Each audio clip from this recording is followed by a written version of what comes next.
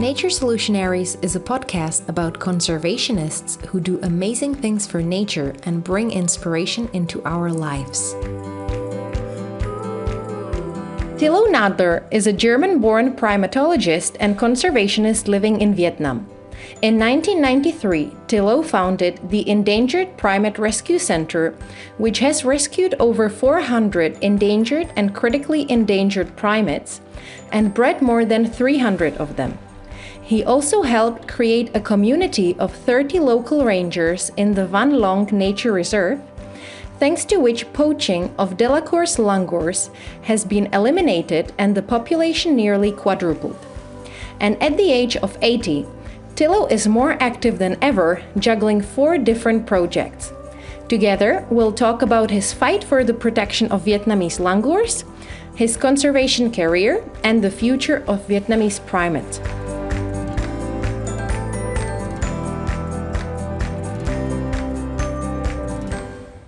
I mentioned in the introduction that you currently work on 4 projects, and we will go through all of them, but let's start with the one that takes up most of your time. It's the Van Long Nature Reserve. Can you say what is so unique about this place? Yeah, our main project is Van Long Nature Reserve, and Van Long Nature Reserve holds the largest and the only viable population of one critical endangered primate, the Delacour's langur, and this is one very important area to protect it, to conserve the species for the future. So is it mainly because of Delacour langur, or are there any other primate species living in this area? Of course, in this area we have also other primate species. We have macaques also in the area, but macaques are not highly endangered like the langurs, and our focus are the Delacour langurs. Okay, the protection of these langurs has been very successful. I read about it in the Journal of Vietnamese Primates, and the population quadrupled. The poaching was completely eliminated. How do you explain this success? How come it has been so successful? Yeah, this is actually unique, really unique in Vietnam, because the hunting pressure is still extremely high throughout the country, and we discovered this population in 1993, 94, and it took several years until we received the status of a protected area in 2001. And in 2001, then we had also the administrative background for a better protection in the area. Then we started with a community protection unit with people recruited from the communes surrounding the nature reserve. And with this help from community people, and of course also with communes, because the people spread the message about protection around in our communes, and we have also a very close contact to all 7 communes surrounding the protected area. And it was also possible to involve the communes in protection work.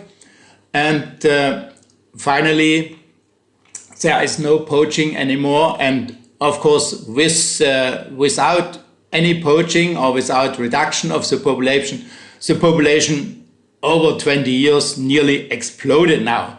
We started with roughly 50 individuals, and now we started with a survey, and we count more than 200 individuals in our area over the time from roughly 20 years. And that's all thanks to the Community Protection Unit. I wonder, how does it work? Are these people volunteers, or does somebody pay them? These people, they work as a volunteer. They work half-time, part-time. It means roughly half months for protection. These are all normally these are all farmers from the communes, and they have to arrange the work.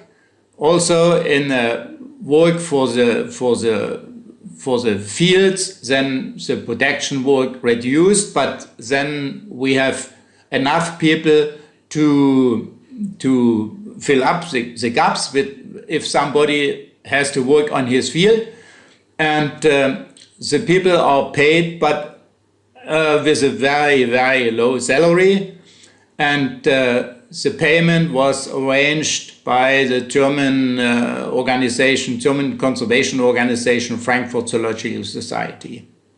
Okay, and how did you persuade these people to engage themselves in the protection of langurs? Yeah, this is actually a very long and interesting story. Of course, our best people, it means the people with the best knowledge about the langurs, with the best knowledge about the habitat and the area, these are actually the hunter. And we try to involve all these people with a high knowledge in our protection work, and they are now really tough conservationists over the long time. And what made them change their trajectory? Because they were hunters and now they are a conservationist. So what changed in their mind? Yeah, Van Long has, first it is unique. The Delacour langurs are endemic in Vietnam, and they occur only in this very, very restricted area.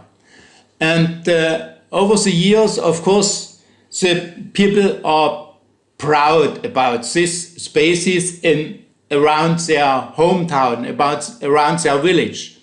But there is also another reason. We had a very long and hard discussion during the establishment of the nature reserve, because without protection, the people use the area. The people use the area for firewood cutting, for charcoal production, for grazing of domestic animals. It is a typical area for goat grazing.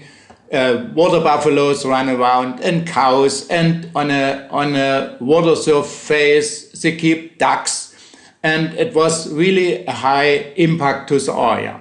We had a long discussion with community leaders, and with a high number of goats. Of course, goats, they eat everything in a limestone area. Over the time, of course, with more than 1,000 goats in the area, the vegetation will be completely damaged. And I discussed and I said, you know, if you keep the goats in the area, after many years, the goats have no food anymore. The langurs also have no food anymore. And then you lost actually both, langurs and goats. And if we have the possibility to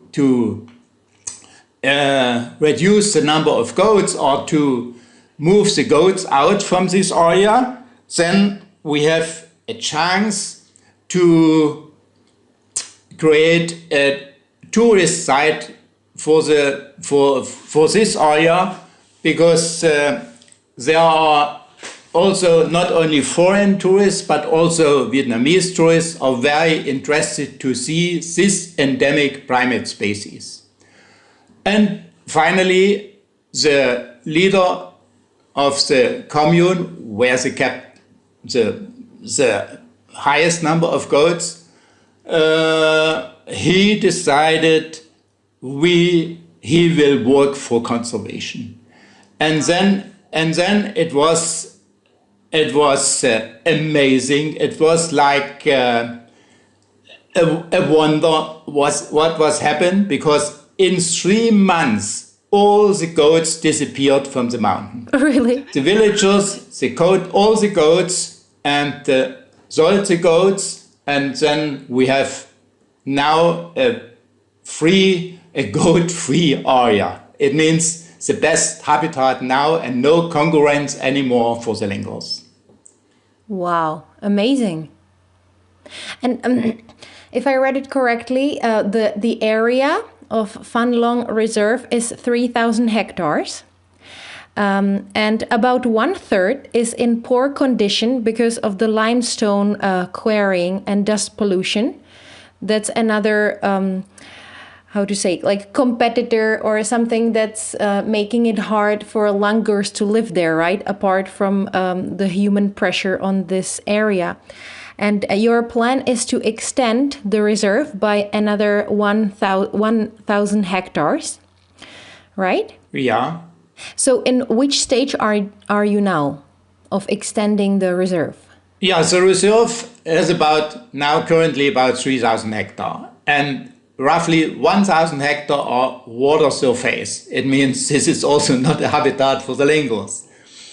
And to provide habitat for long-term survival of the species needs actually a bigger area.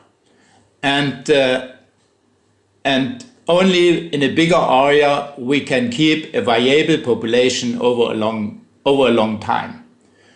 And in a neighboring province, there we have immediately adjacent to the nature reserve, there we have the same limestone forest with about 1,000 hectares in an excellent condition.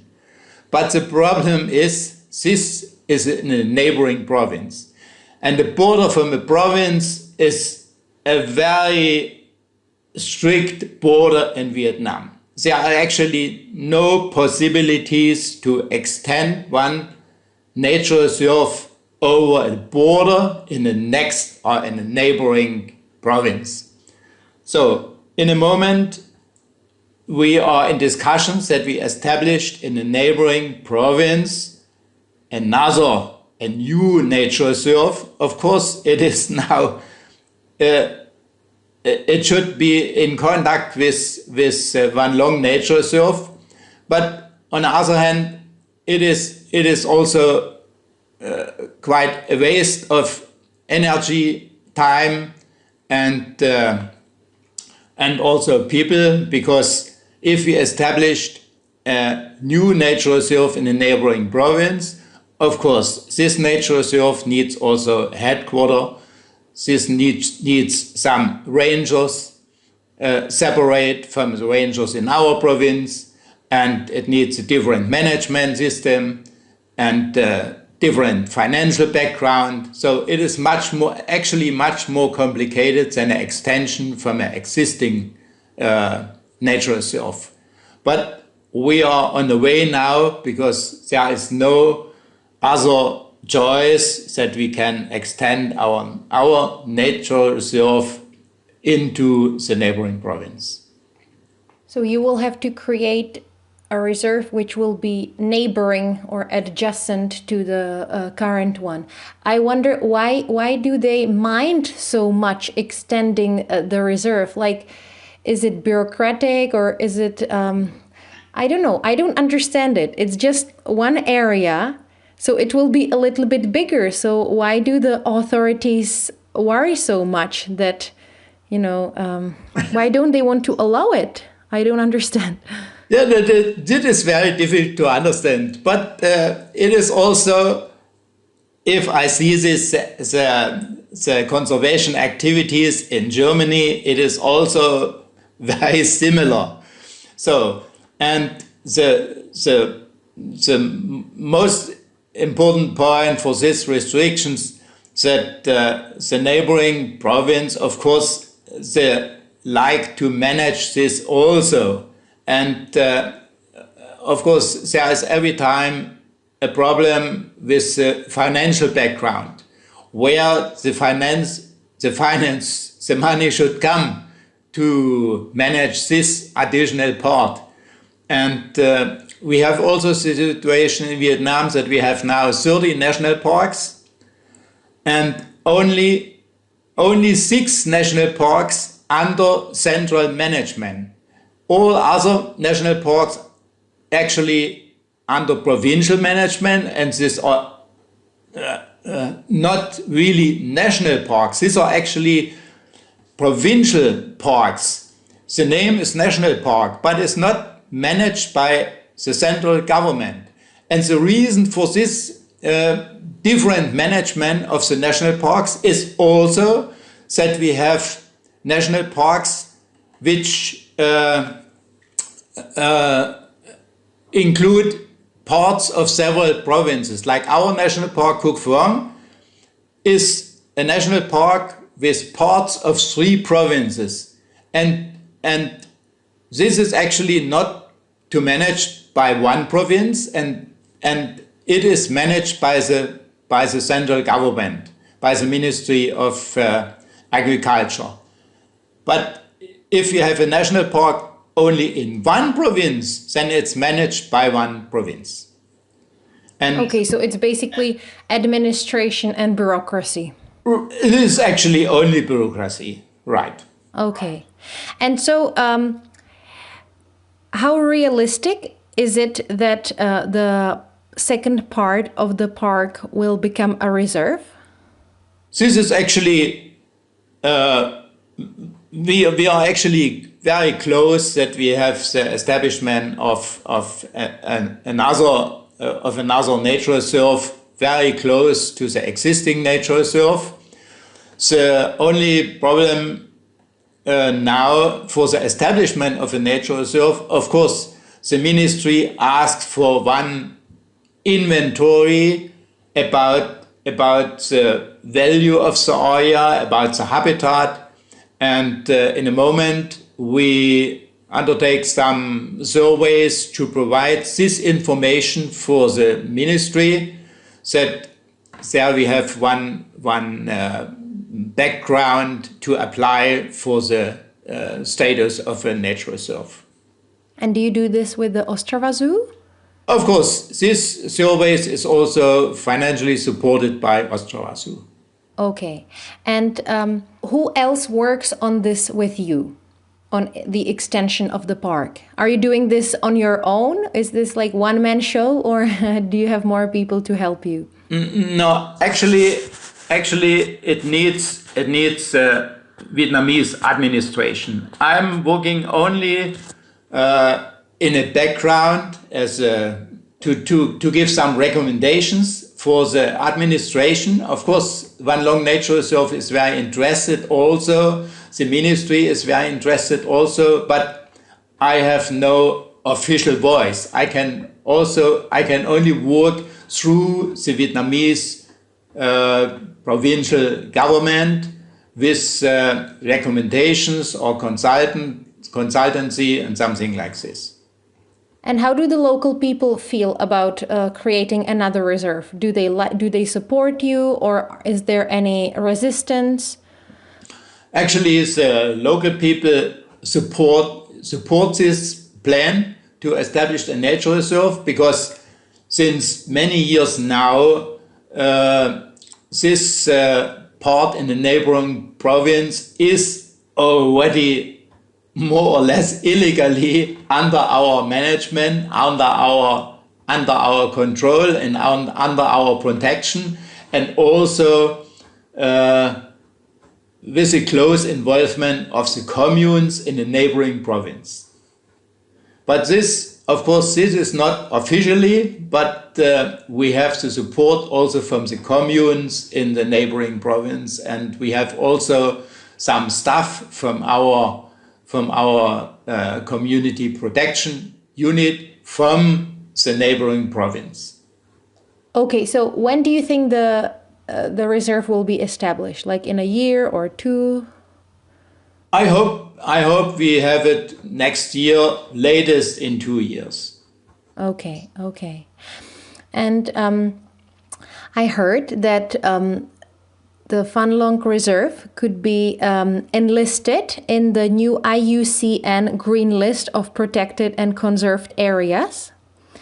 So if the reserve is put on this list, what impact will it have? We are actually very proud that Van Long Nature Reserve is now the top protected area in Vietnam. And this is also the reason that Van Long is the first nature reserve, the first protected area, which is listed now in an IUCN Green List. There is no other nature reserve in the moment in Vietnam. It was the first nature reserve.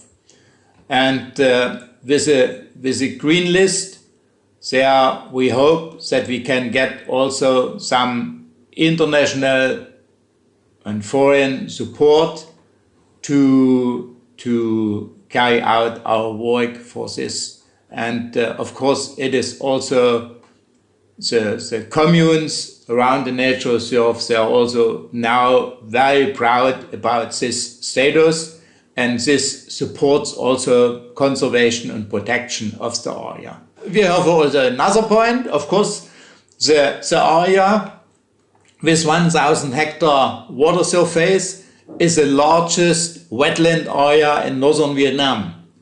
And it is also one important area for migration birds. And therefore we applied also for the Ramsar status. And last year we got also Ramsar status for this area. It means one important area to preserve water birds. Mm-hmm. Wonderful, wonderful. You're getting many awards for your amazing work. Yeah, we have we have quite a list. And now, besides your engagement in the Van Long Nature Reserve, you also work on reintroduction of Delacour's langurs in the Trang UNESCO World Heritage Site. In August 2020, 3 animals were reintroduced into the park. How many animals do you plan to reintroduce? I cannot say now how many animals we plan to introduce, but these animals are now the first animals again in this area since the population was eradicated in last decade of the last century. It means between 1995 and 2000, the whole population in this area was exterminated. And can you say why? Was it by illegal hunting, or did it have another reason? Yes, it was the reason is only hunting. Mm-hmm. And the whole population was hunted out. And now, after we have the status of the World Heritage Site, there we have now also in this area a very strict protection.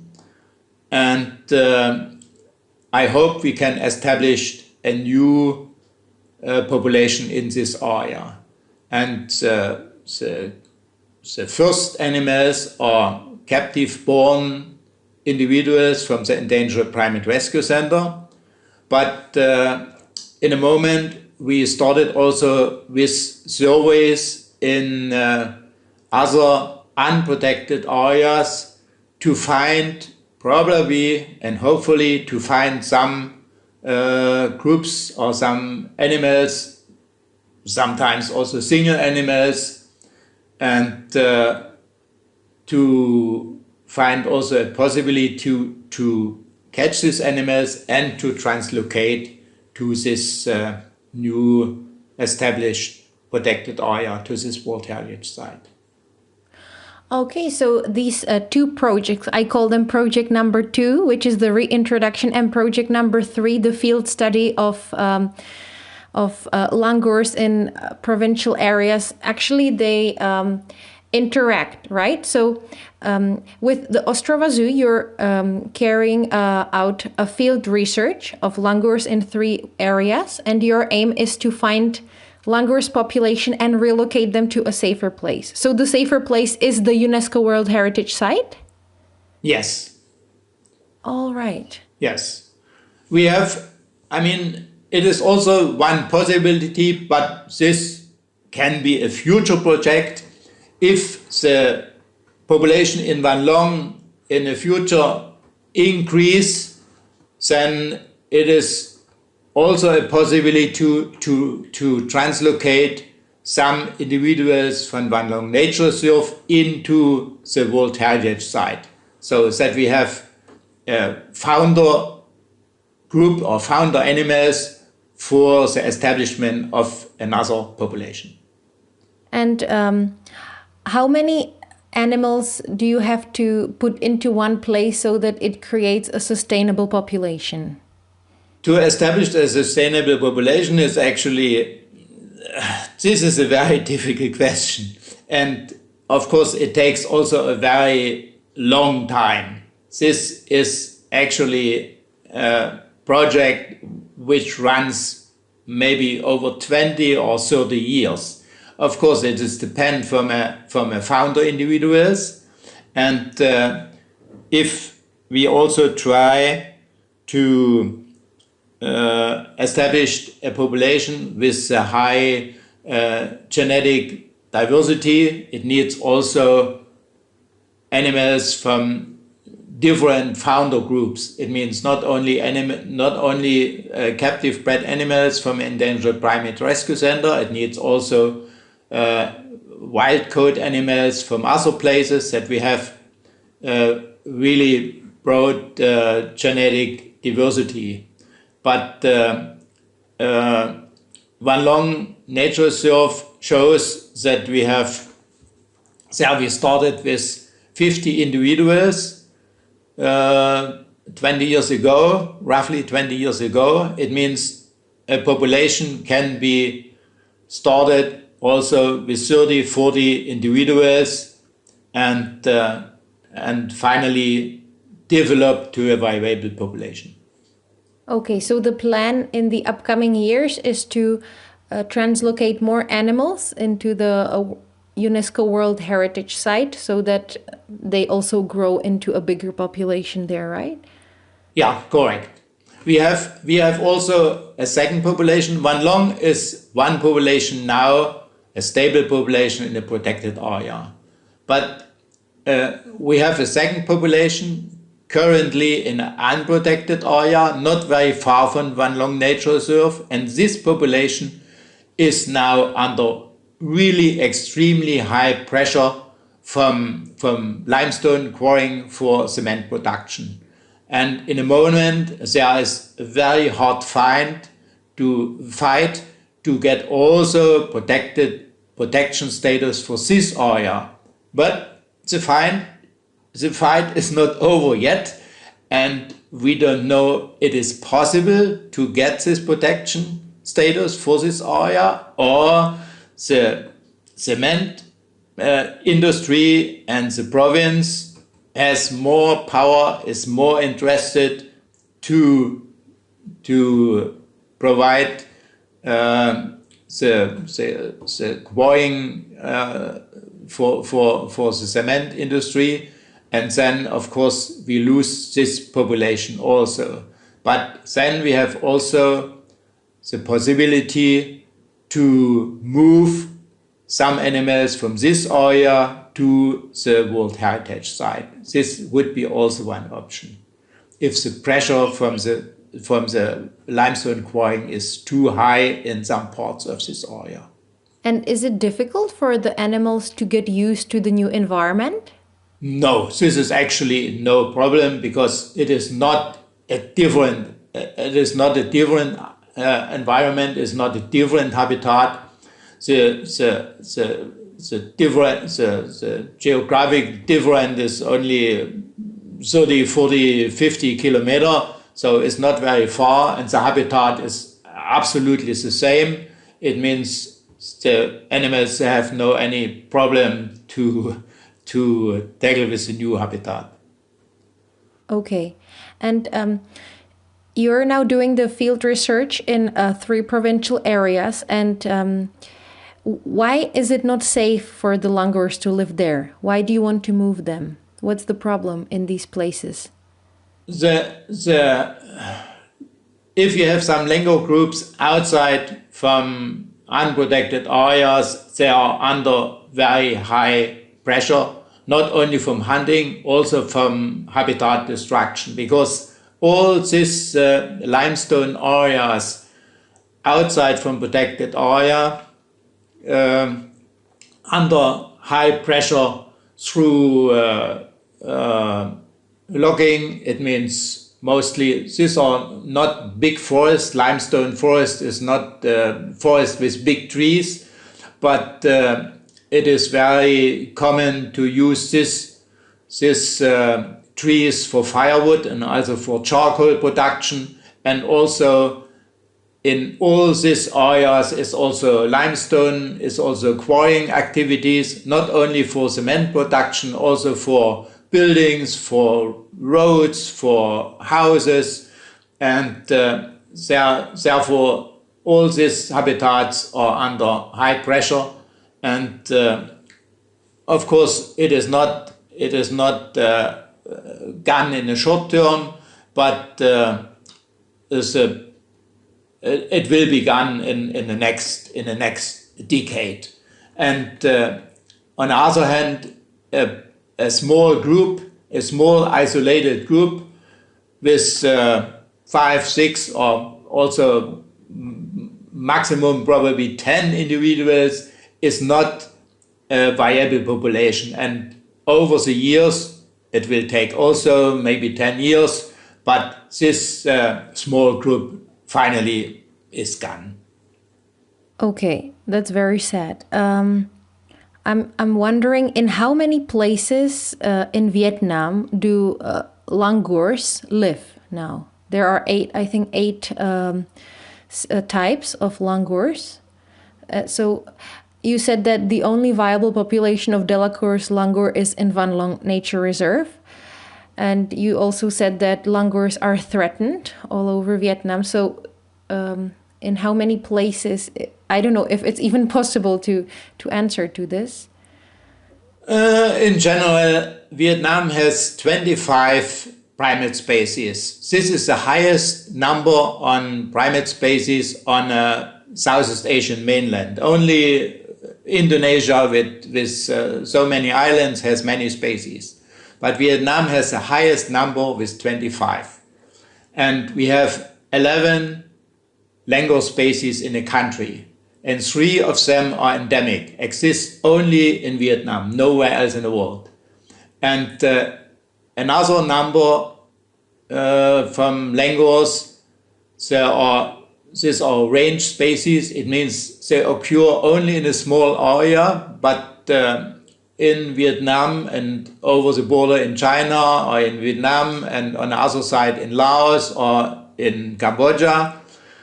But all these langur species are endangered or critically endangered and under extremely high pressure. And the problem is also that all langur species have a very restricted area.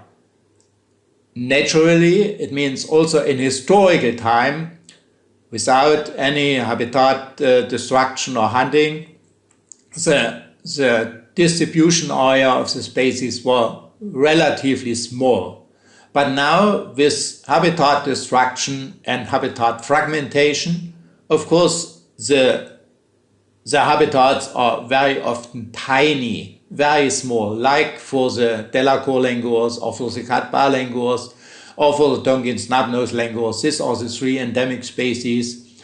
The habitat is shrinking and very small. And all these species, of course, needs conservation intervention to avoid the extinction. Okay, so the situation isn't very good and it's getting worse? Of course, it is a competition between conservation and impact. It means hunting pressure and habitat destruction. And over the years, the conservation and the awareness about the public increase, but it is still not, we can still not make a final assessment what is faster, conservation and protection or habitat destruction and hunting.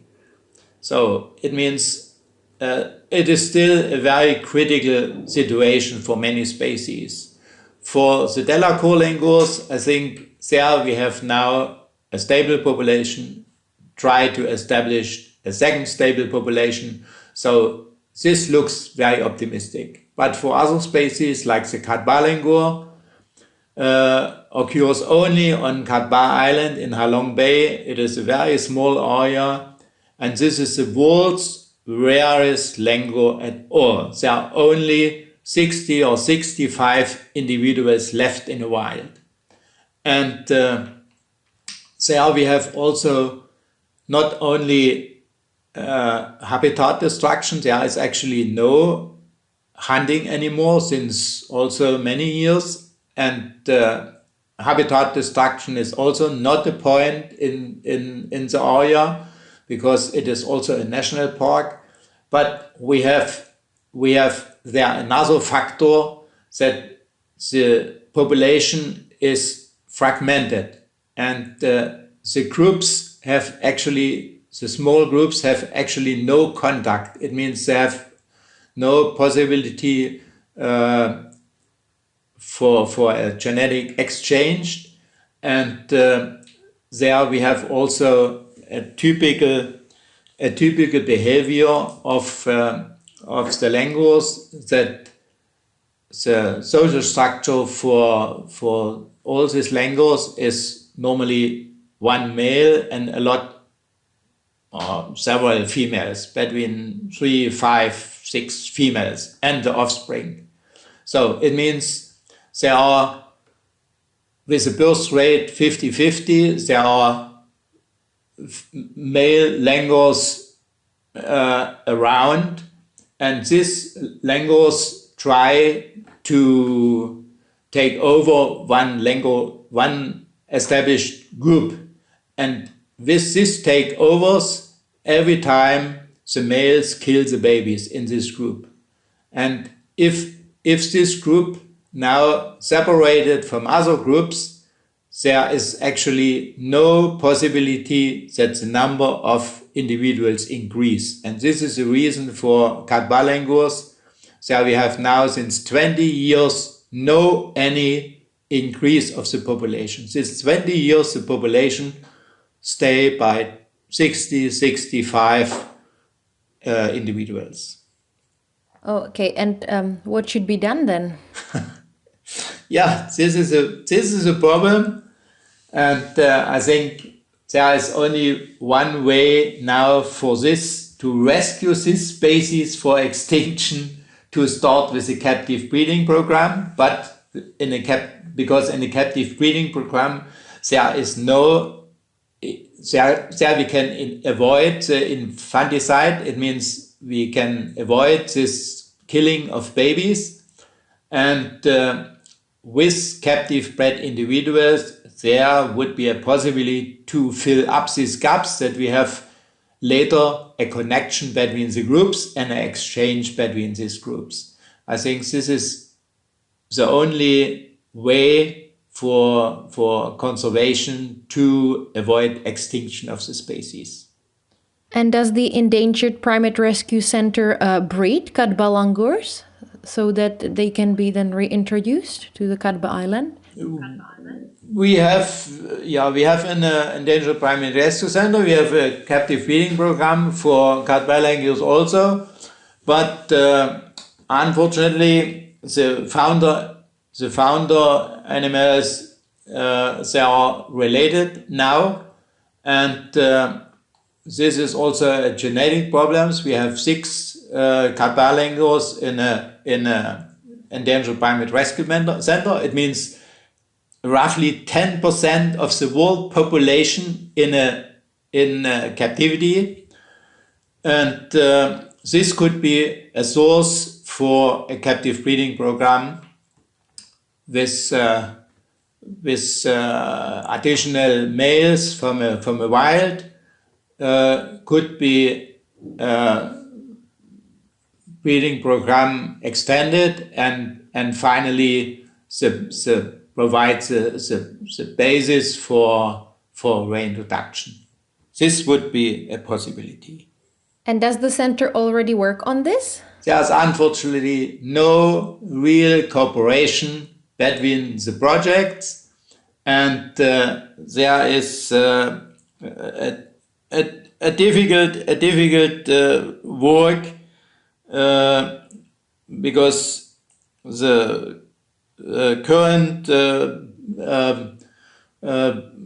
project on Gadba tried to avoid any contact with other conservation organizations. And this is... And why does this happen? Why does this happen with conservation organizations? They should be working together because they have the same goal. I don't understand this.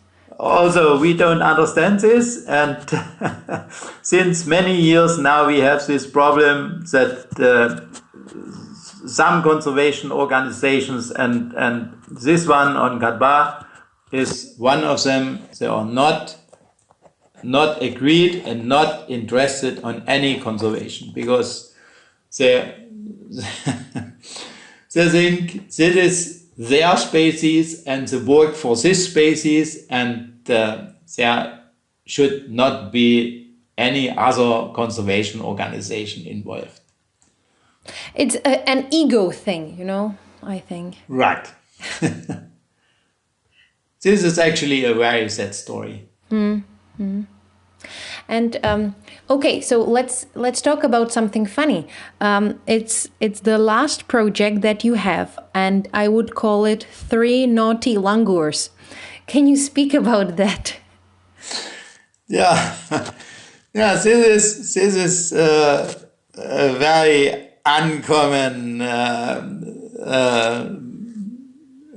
situation that we have very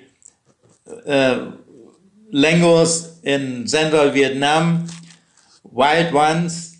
They attack the people from a remote village and try to catch the people if they drive on a motorbike very slow on a very ugly road and try to bite the people into the legs. And this is now in several cases happened, and sometimes also quite serious.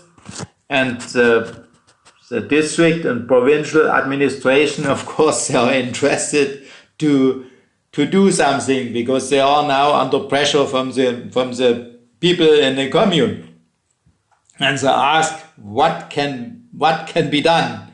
And now we develop a plan to catch these langurs and translocate and move back to the forest. And will you translocate them to that forest where they live or somewhere else completely? No, I think if we move this langur from this place where they stay now into the forest, maybe 5 or 10 kilometers, and the problem is solved. They will not return to this area.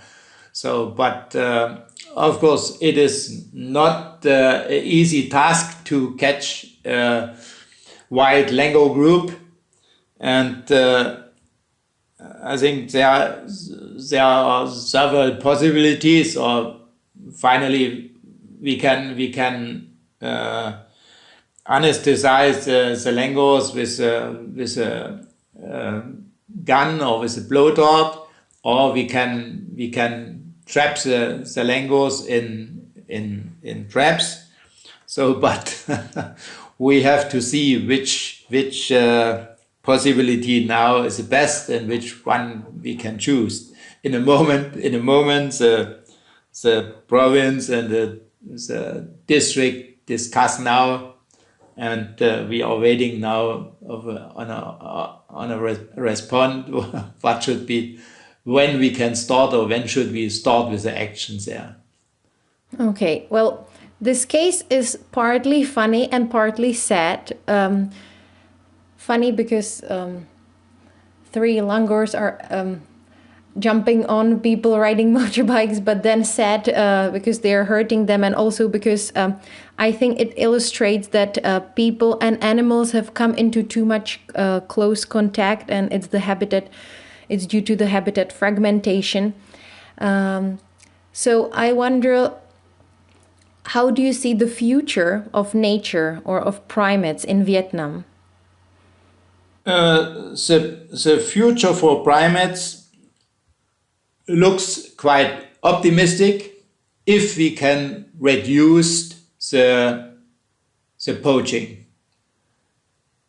I mean, it is different to several other species, especially to larger mammals like tiger, elephant, or wild cows, gaur and bandeng.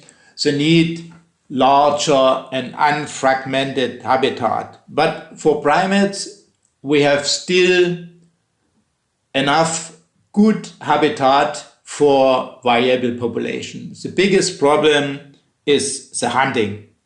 And luckily, since roughly 2 years also, the government awoke and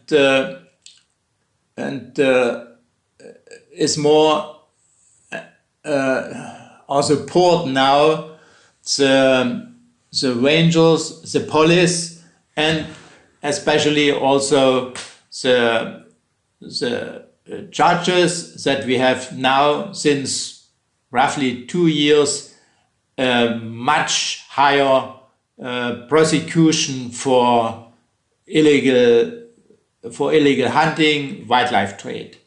And this is actually the only possibility to reduce this activity. There is no way to raise awareness with flyers or publications or posters or whatever in the public. The only way is a really strict law enforcement and a high prosecution. Mm-hmm. In the previous interview, which I did with František Příbrzský from the Kukang Rescue Program, we talked a lot about the illegal wildlife trade in Indonesia, and he said that the biggest problem is the lack of law enforcement.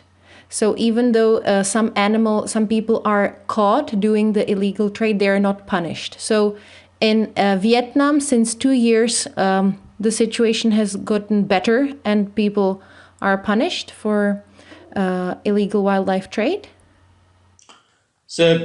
The punishment for illegal activities, it means wildlife trade, is actually very high since years already. But it was never enforced. And very often the law are more or less ignored. And everybody know the highest punishment for any illegal activities. But the punishment is very strict regulated in Vietnam. For one violation, only one example, you have to pay 5 to 10 million Vietnamese dong. So, and everybody knows that 10 million dong is the highest punishment. But the lowest punishment will be was never enforced in the past. If the lowest punishment is 5 million, then the ranger asks sometimes for 50,000, 100,000 or 200,000 dong. So, but the lowest one is also a law. And now starts with the enforcement also of the lowest punishment. And for very high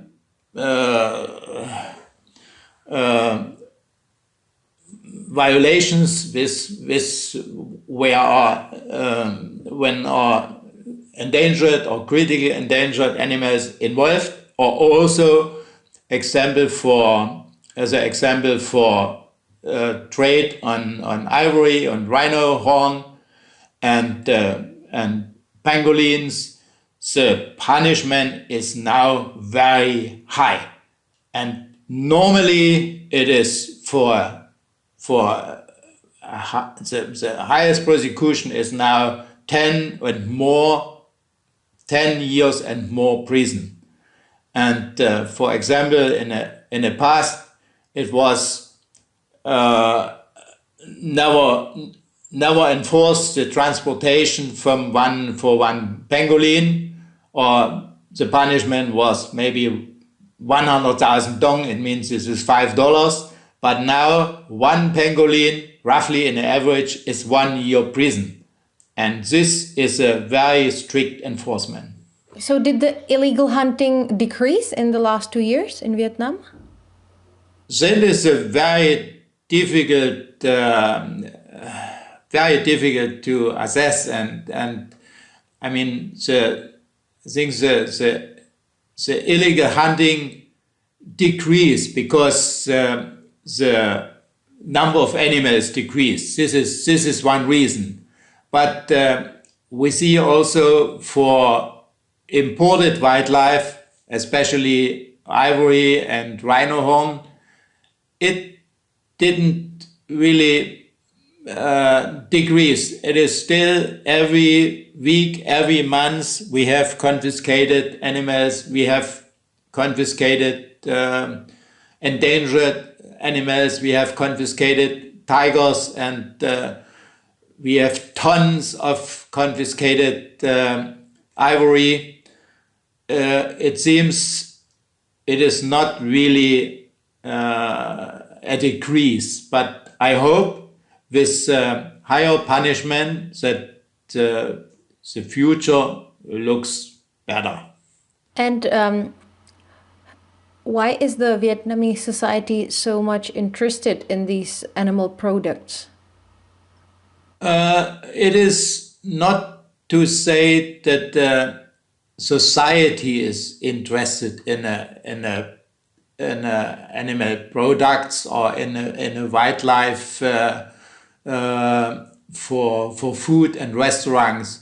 This is actually only a small part of the whole population, and there is also increasing awareness in the public, but of course if only a small part of the populations are interested to consume wildlife in restaurants, then it makes no difference if the majority of the population against this, then and don't consume wildlife.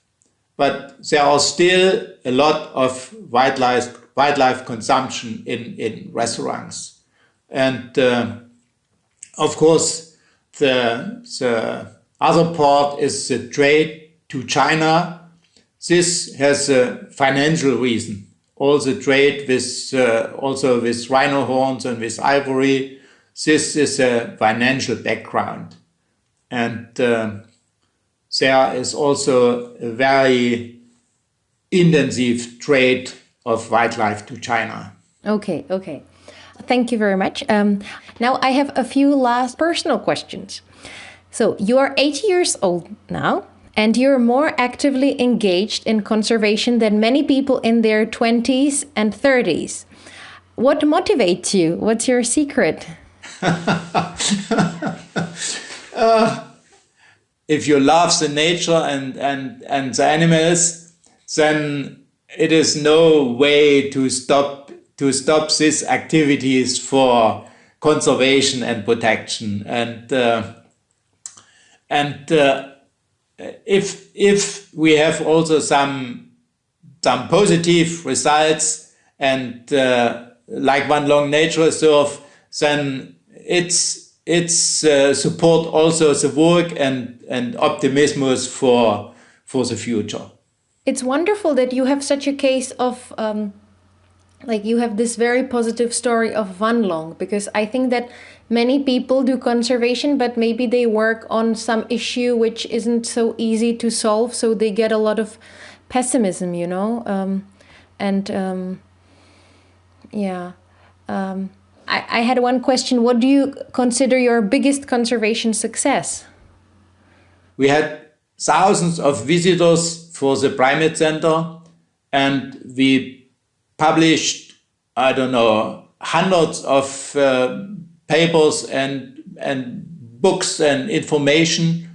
And I think many people in Vietnam know us, know the Endangered Primate Center, and know now the value of the nature for the country. And I think this is actually the biggest success for the project and also for my work. Okay.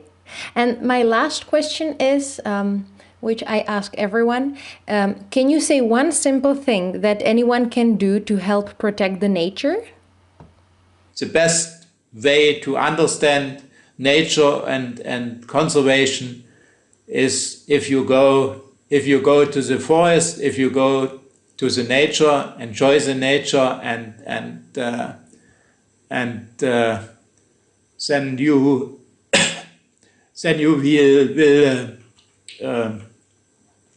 feel that we lost, or that we lose a lot if we lose this natural environment. Okay, it's very nice to hear, because I organize hikes for people, and I invite them to go for hikes into nature and to enjoy the forest and meadows and fields here. So it's a very practical tip. Just guys, go outside and enjoy nature to the fullest. Right.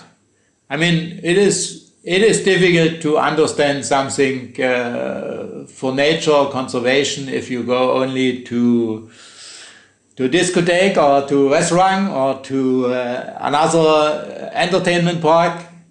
But if you are in the nature, then I think you finally know the value of the nature, and also then you also can estimate what it means if we lose it. Mm-hmm. Okay, well, Tilo, it's been wonderful talking to you. Good luck with your work, and thank you very much for coming on the podcast. Okay, thank you very much too. For more information about Delacour's langurs, go to the website of the Endangered Primate Rescue Center, that's eprc.asia, and check the IUCN Green List.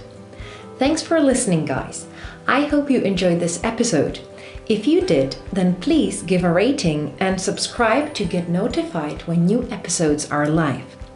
Also, if you know about any amazing conservationists, please send me an email at veroperkova@gmail.com. That's veroperkova@gmail.com. I'm always looking for inspiring people. Thanks. See you next time.